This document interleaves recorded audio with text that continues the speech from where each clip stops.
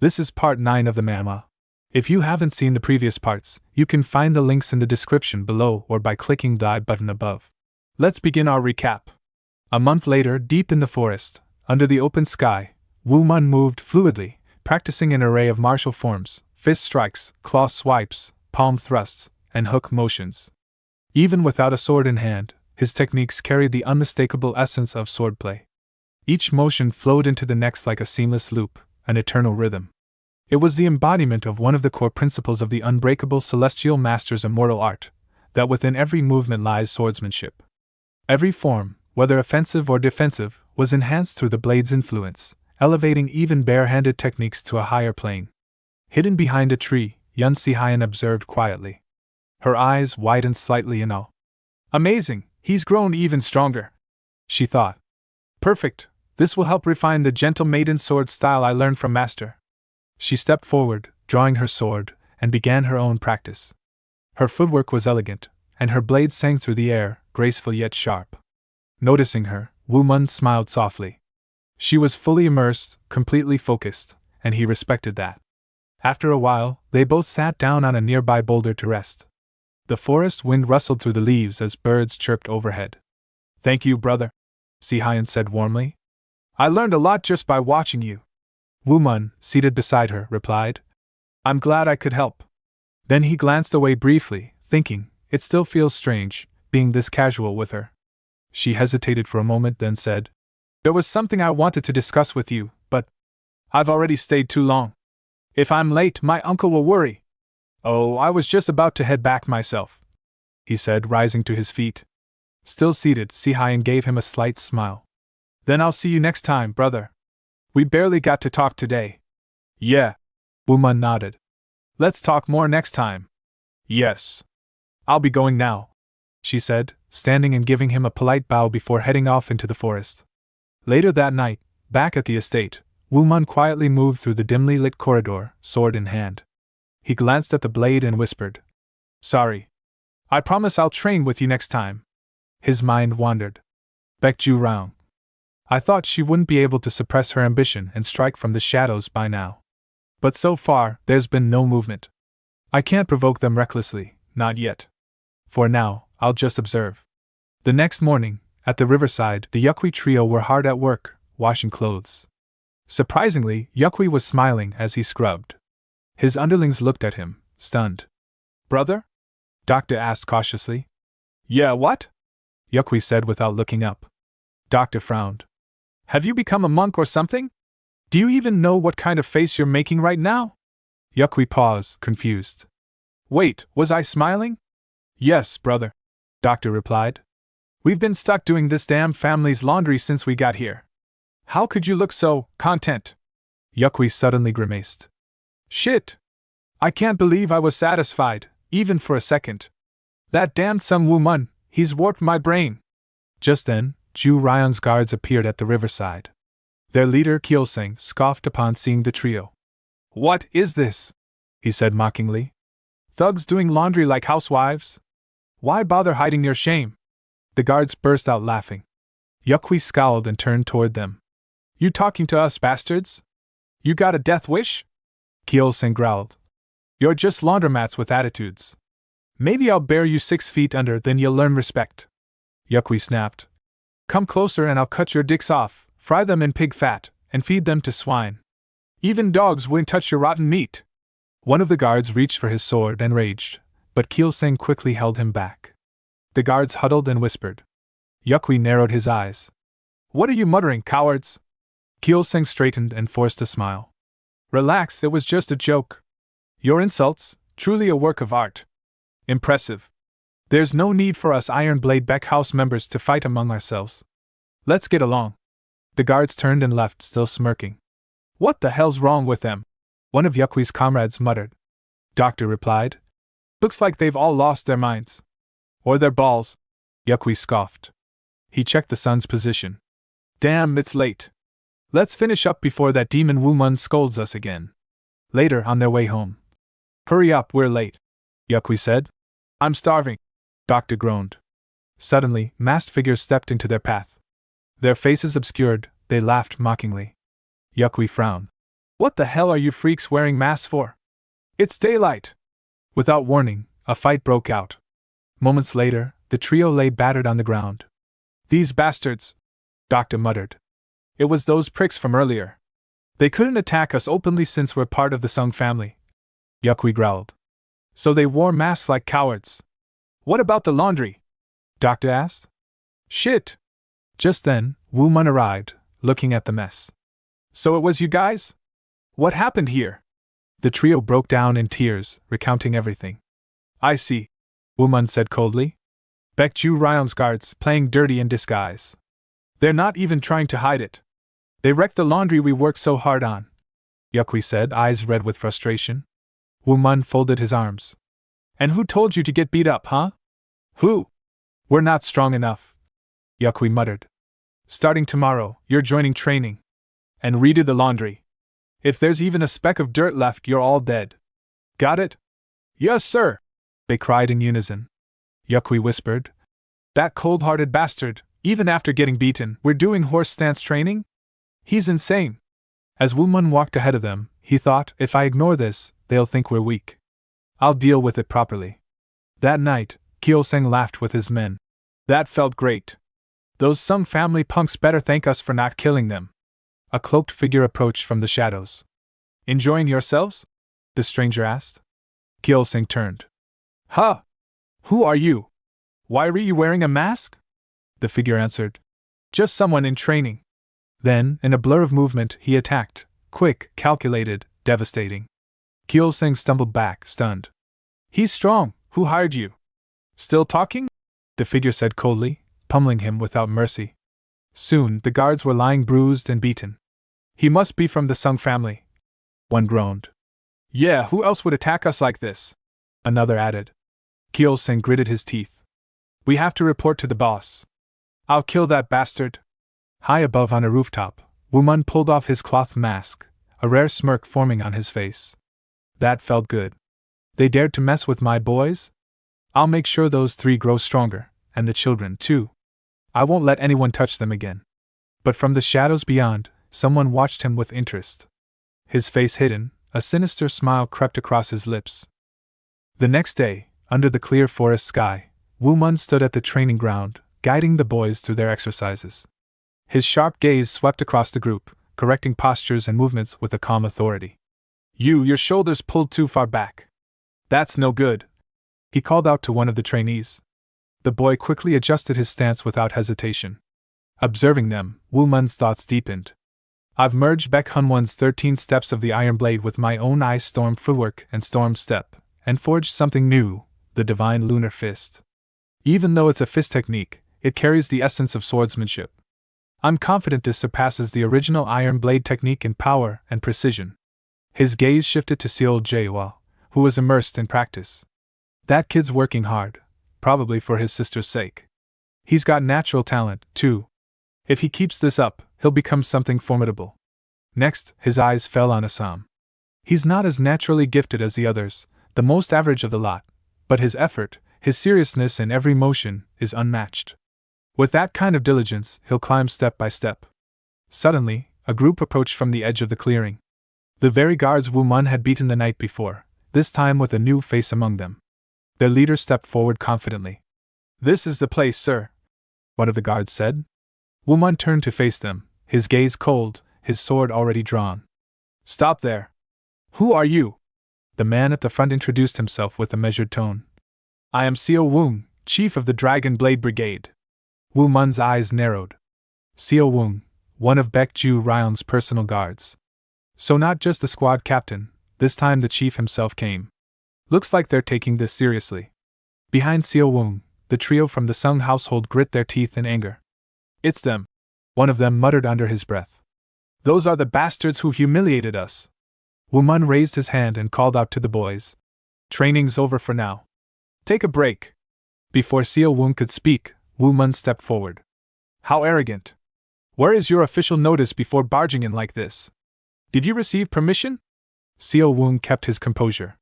It's been a busy time, we didn't have the chance, so you just entered the residence of an elder's family uninvited? Woo Mun interrupted coldly.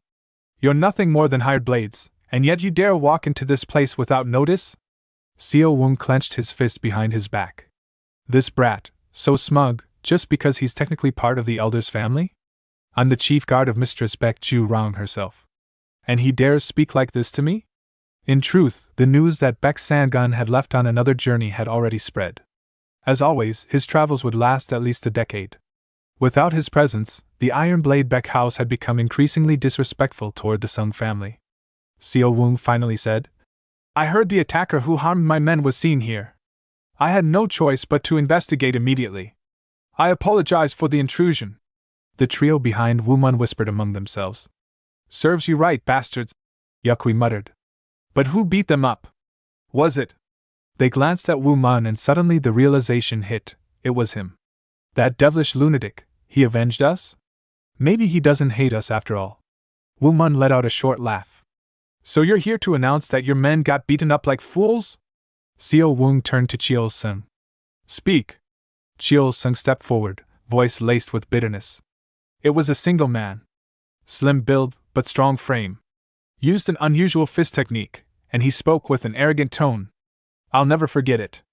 The trio stared, dumbfounded. That's him. They're definitely describing Wu Mun. Cheol Sung continued. He wore a mask, but I'm sure it was you, wasn't it? Wu Mun's eyes narrowed. He took the bait. He stepped closer, looming over Cheol Sung. Revenge, you say? So you're admitting you did something to us? Cheol Sung froze, unable to reply. Wu Mun then pointed to his trio. 3 of our family's servants were ambushed by masked men recently. Funny. I never told anyone about it. So unless you're the culprits, how do you know about that incident? A flicker of panic crossed Seo Wung's face. Wu Mun pressed on.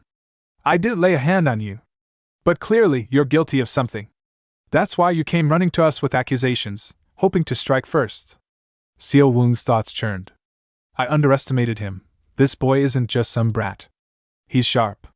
Swallowing his pride, Seo Wung bowed slightly. It seems we were mistaken. Please forgive our rashness. He turned to Cheol Sung. Apologize. Cheol Sung grit his teeth and mumbled. After being hit on the head, I was confused. There's no way anyone from the Sung family would have done such a thing. Wu Mun chuckled. Good. You at least know when to back down. But next time, don't come storming in unless you have proof.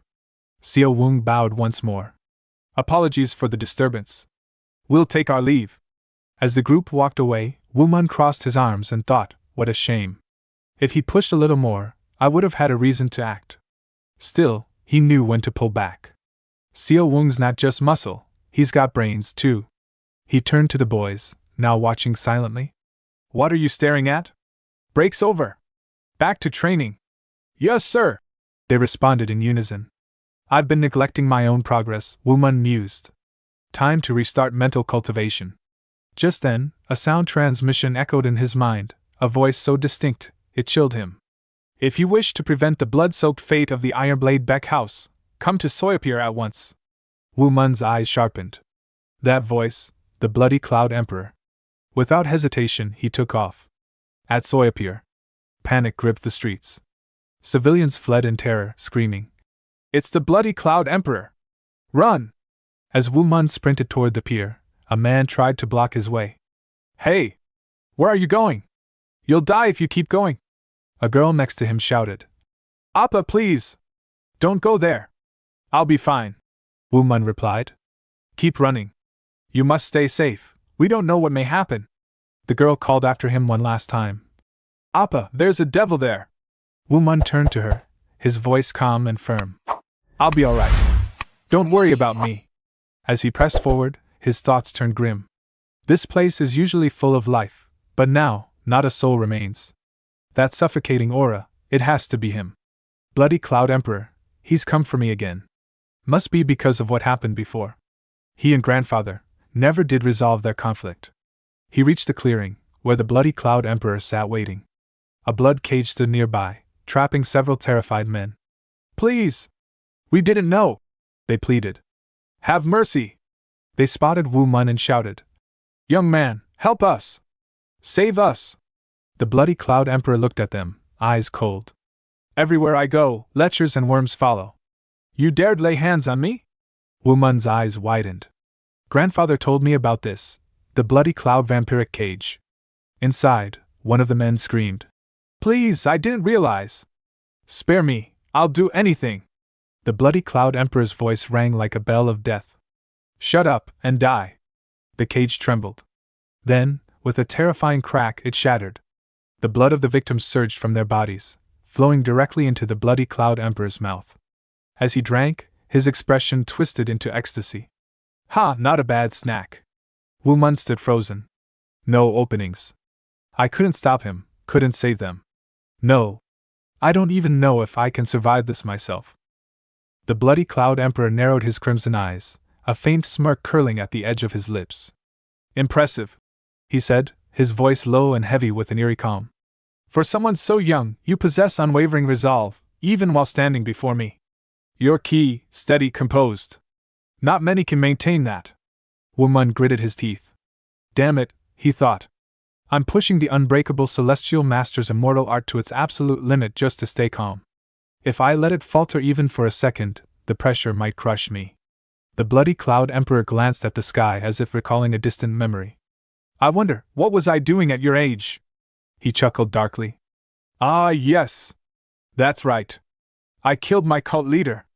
Wu Mun's eyes twitched at the sudden confession, but the emperor continued unfazed. The blood cult. It wasn't as vast or revered as the heavenly strength cult, but its history was long, and its strength undeniable. I was raised in it, no, I survived in it. And I made my name by killing the very man who brought me in. The emperor's voice grew colder. Ever heard of the calamity of family extermination? Wu Mun remained silent, tense. My family ran a small school in an isolated village. The emperor continued. Peaceful, simple. One day, soldiers came, searching for a man, someone none of us had ever heard of. But that didn't matter. Every last one of us was dragged away. The men were executed on the spot. The women were handed over, turned into playthings for government officials. As for the children, we were sold. His voice lowered into a bitter growl. I was bought by the 19th blood demon, the then leader of the blood cult. A depraved, detestable creature. He was a homosexual, though he kept it hidden from the world. I was just a child, yet he kept me as his personal toy until I turned 20. The emperor clenched his fist, his smile never fading. There were nights I nearly killed myself. But I endured. I smiled for him. I even whispered to that wretched bastard that I loved him. Again and again, I told him what he wanted to hear, until he trusted me enough to teach me the demonic heartless blood art. Wu Mun's expression hardened. He wanted to stop listening, but something deeper kept him locked in place. I learned in silence. Hid my growth. Then, one day, I buried a dagger in his heart. As he died, I drank his blood, absorbing all the mastery he possessed. That's the cruel brilliance of the demonic heartless blood art. Drinking the blood of other practitioners not only replenishes your ki, it amplifies your capacity for it. After him, I killed them all. Every member of the blood cult. Men, women, children, even animals. I made sure no living thing from that accursed place survived. Wu Mun stared in disbelief. This is the truth behind the bloody cloud emperor. A story no one in all of Gango knows. The emperor spread his arms slightly, his voice echoing with a strange serenity. I am nothing more than the consequence of those who desired me, who twisted and used me. Do you understand now why I am what I am? Wu Mun's voice cut through the heavy silence like a blade. Don't give me that self-pitying nonsense. The bloody cloud emperor raised an eyebrow. You speak of tragedy, but what about the lives you've ended?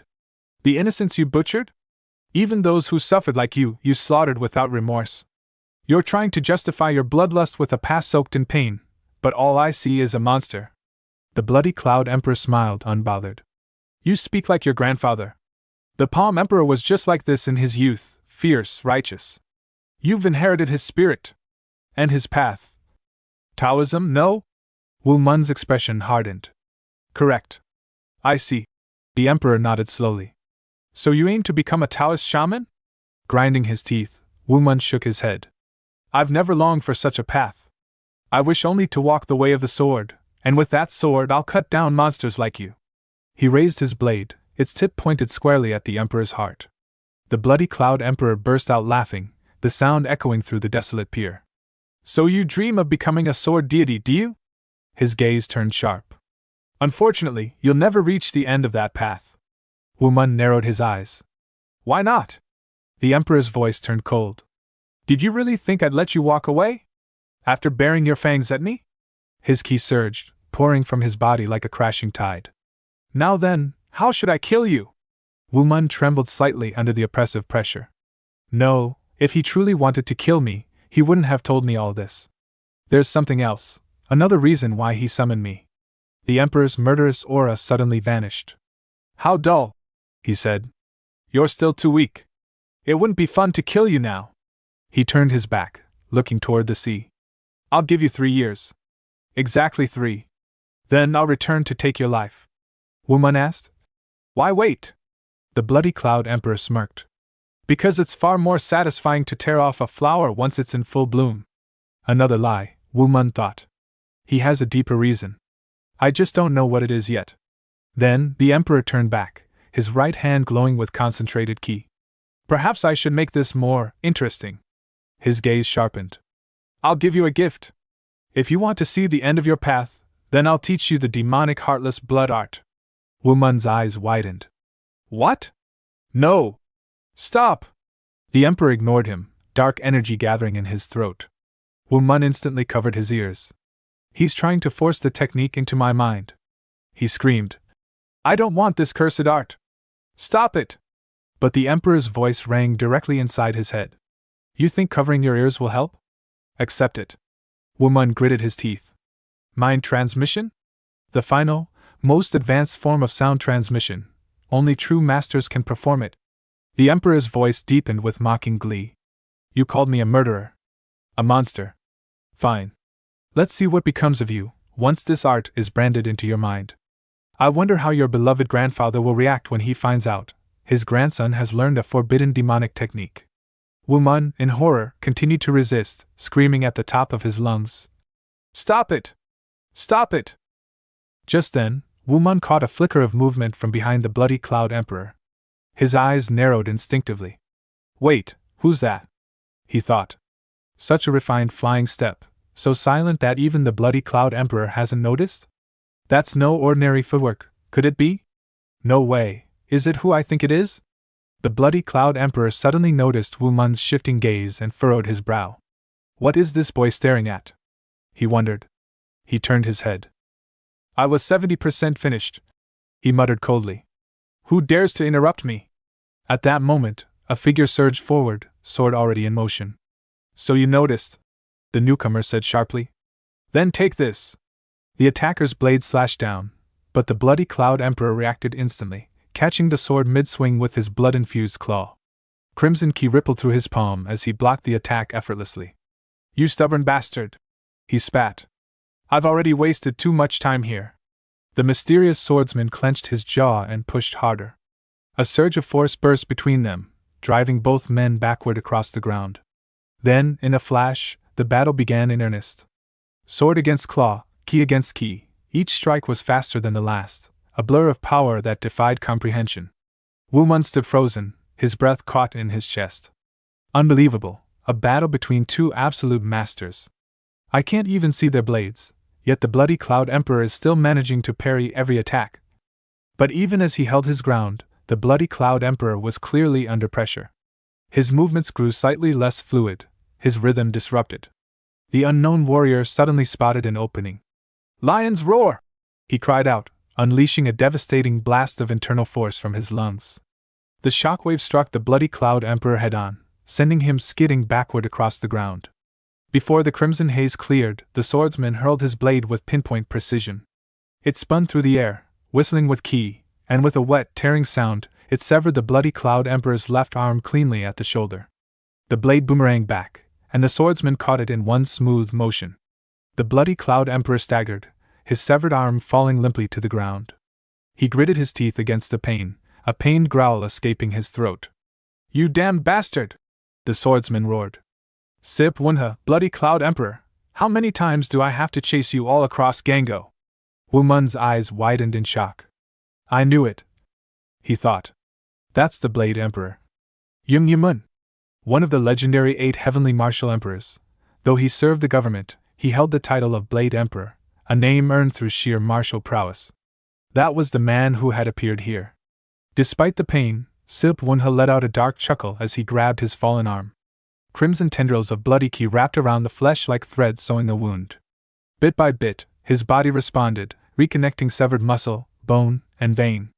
Wu Mun's breath itched. My God, he can actually reattach an amputated arm? Yung Yamun narrowed his eyes. I never figured out if you were a man or a woman. But now you've become something else entirely, a monster capable of gluing yourself back together. The bloody Cloud Emperor's expression twisted with fury. What did you say? He growled. So he's been chasing me all this time, Sip Wunha thought. Not that I've ever feared him. But fighting someone on my level, it's a risk I don't take lightly. And now, because I wasted time playing with Song Woo Mun, he's caught up with me. He glanced at Woo Mun. If the brat decides to interfere, even slightly, that difference in power could tip the scale. This isn't good.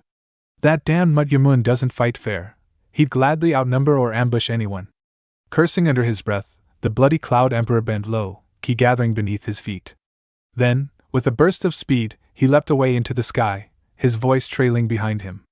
We'll meet again, dog of the government. He turned his gaze once more to Wu Mun and smirked. Remember this, 3 years from now, not even the Palm Emperor will be able to save you. Wu Mun stood rooted to the ground, shocked, as Sip Wunha vanished into the distance. Yung Yamun let out a deep, tired sigh. 3 months, he thought. 3 months I've been hunting that man on the Emperor's command.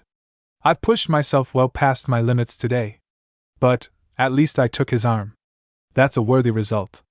Wu Mun turned and bowed politely. Thank you for your assistance, sir. He almost said Blade Emperor, but quickly caught himself. His grandfather's words echoed in his mind. The Blade Emperor and Martial Emperor despised the title 8 Heavenly Martial Emperors. Calling anyone an emperor is far too arrogant, even by Gango's standards. If you ever meet those two, be cautious with your words. Yung Yamun turned his gaze on him, silent. Wu Mun tensed. Why isn't he saying anything? Suddenly, a loud grumble echoed through the clearing. Yamun rubbed his stomach and spoke bluntly. I'm hungry. I've been chasing that bastard nonstop. I'm resting today. Take me to the nearest inn. Wu Mun blinked, then quickly turned and started leading the way. That sound from his stomach, it was like thunder. He's nothing like grandfather at all. In all of Gango, there were only 14 known absolute experts. Of them, only 3 served the imperial court. And one of those rare few was him, Yung Yamun, the Blade Emperor. A free agent of justice, bound only to the Emperor's will. We got plenty more where that came from. Hit the subscribe button and stay tuned for even more amazing content.